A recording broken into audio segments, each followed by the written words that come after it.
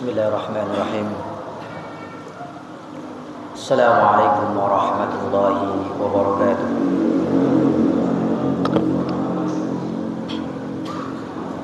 Alhamdulillah. Alhamdulillahilladzi arsala rasulahu bil huda wa dinil haqq liyudhhirahu 'alad dini kullihi walau karihal kafirun walau karihal musyrikun.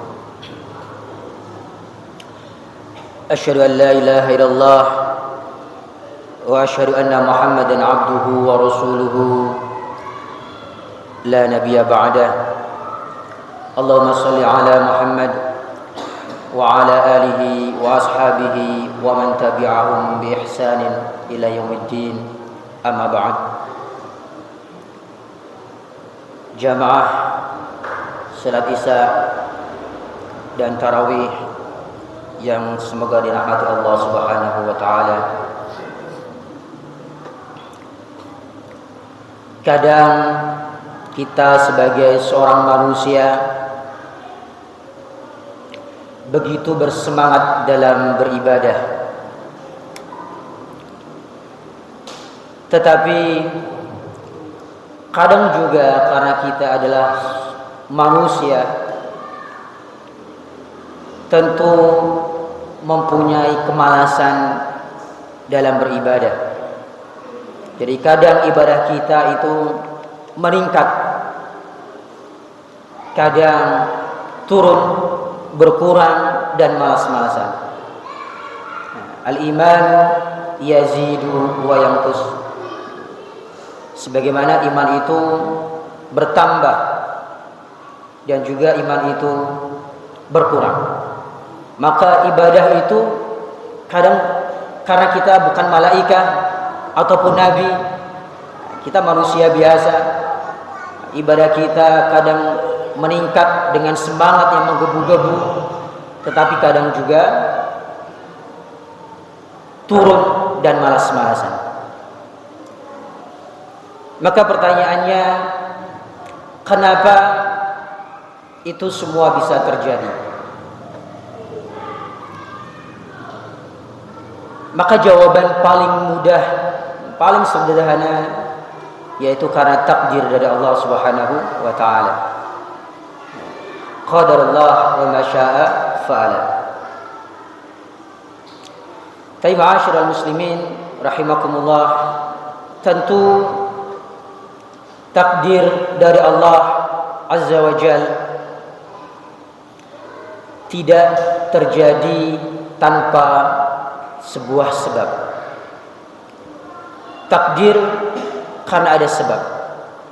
Contoh sederhananya, seorang pelajar bisa mendapatkan nilai yang bagus karena sebab dia belajar dengan giat. Maka begitu juga kemalasan kita, semangatnya kita dalam beribadah kepada Allah tentu karena sebab. Maka sebab atau salah satu sebab terbesar yang menjadikan kita malas beribadah kepada Allah dan juga semangat beribadah kepada Allah tak lain karena satu hal, yaitu kondisi hati kita.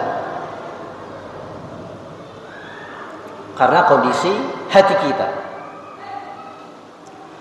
ketika hati kita dalam keadaan yang sehat, hati kita dalam keadaan yang bersih, maka biasanya kita semangat beribadah kepada Allah. Sebaliknya, ketika hati kita kotor, hati kita dipenuhi dengan penyakit, macam-macam penyakit hati.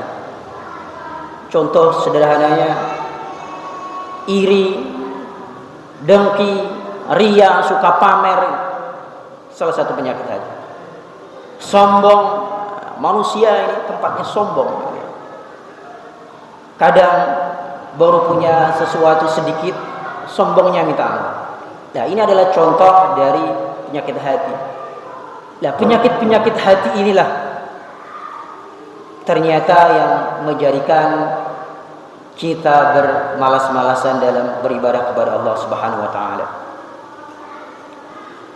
Tetapi ma'asyiral muslimin rahimakumullah, apakah hati kita yang kotor tersebut,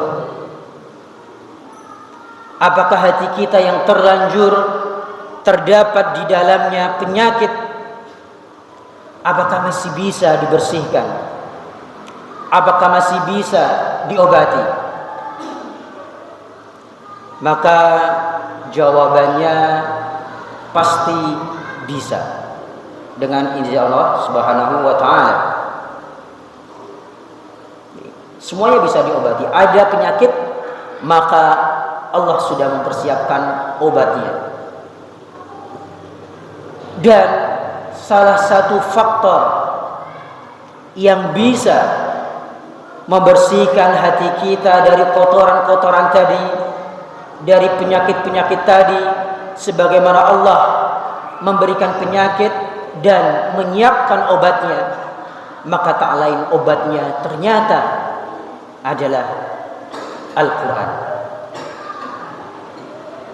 Obat dari penyakit-penyakit tadi adalah Al-Quran, yaitu dengan sering membaca Al-Quran. Hal ini sebagaimana Allah Subhanahu wa taala berfirman dalam surah Al-Isra ayat 82 yang berbunyi, wa munazzilu minal qur'ani ma fihi shifaa'un wa rahmatun lil mu'minin. Dan kami turunkan dari Al-Quran ma fihi shifaa'un, Al-Quran sebagai penawar, Al-Quran sebagai obat dari penyakit-penyakit hati tadi.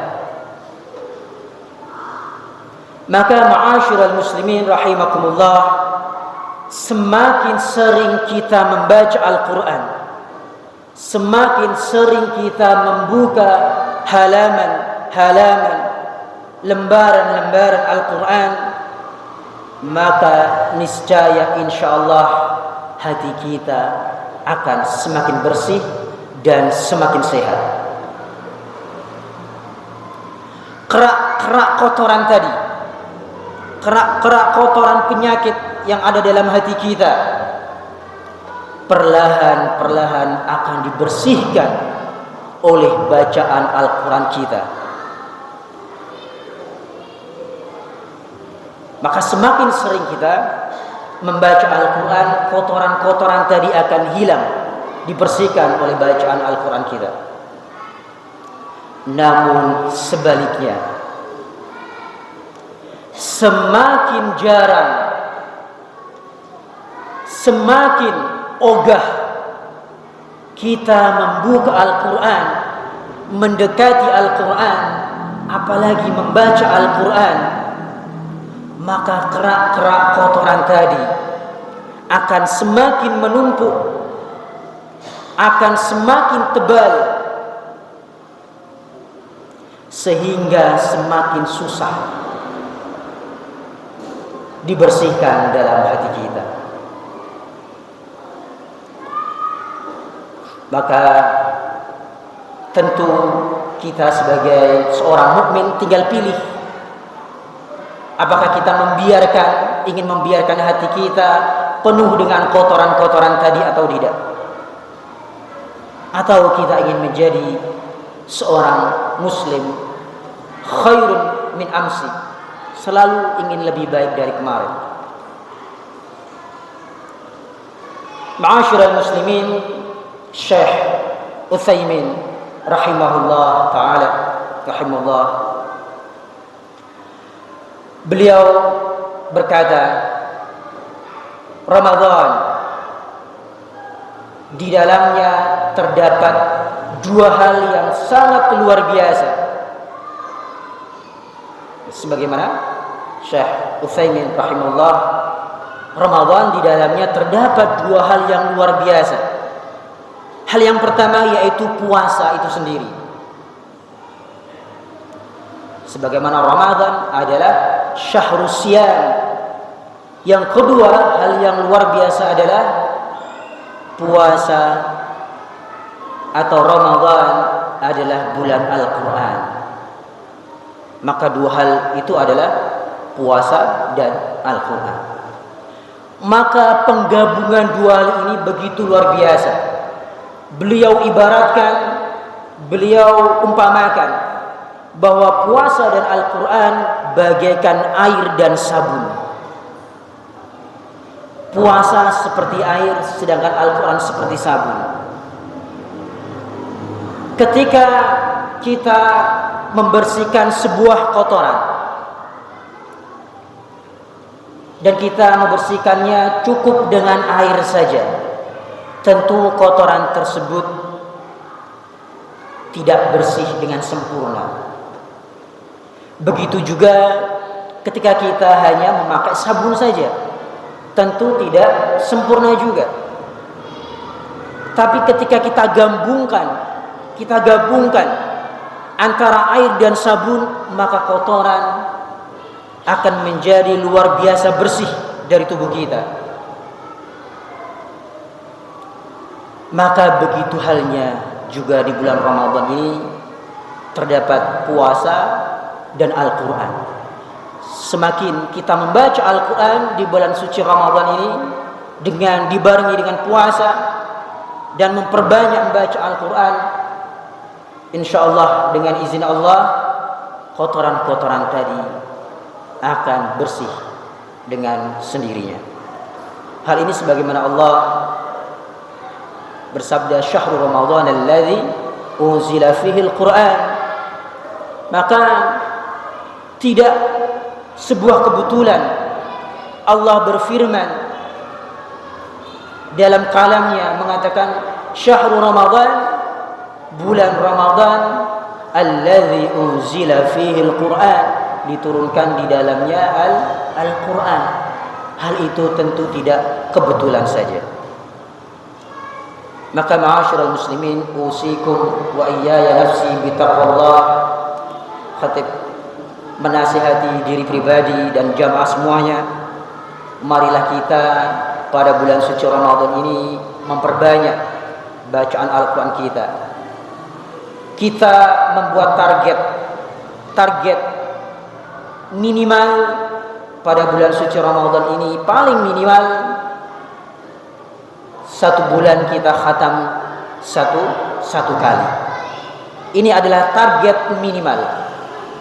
Alhamdulillah, bersyukur jika kita bisa lebih dari 1, bisa 2, 3 atau 4, itu tentu lebih baik.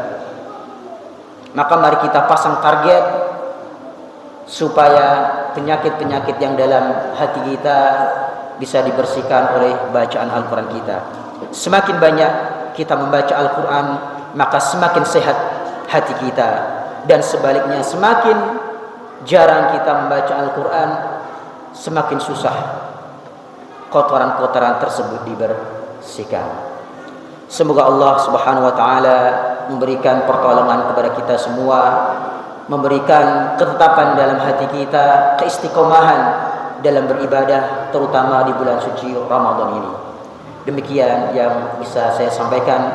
Hadanallah wa iyyakum ajma'in. Subhanakallahumma wa bihamdika asyhadu an la ilaha illa anta astaghfiruka wa atubu ilaik. Wassalamualaikum warahmatullahi wabarakatuh.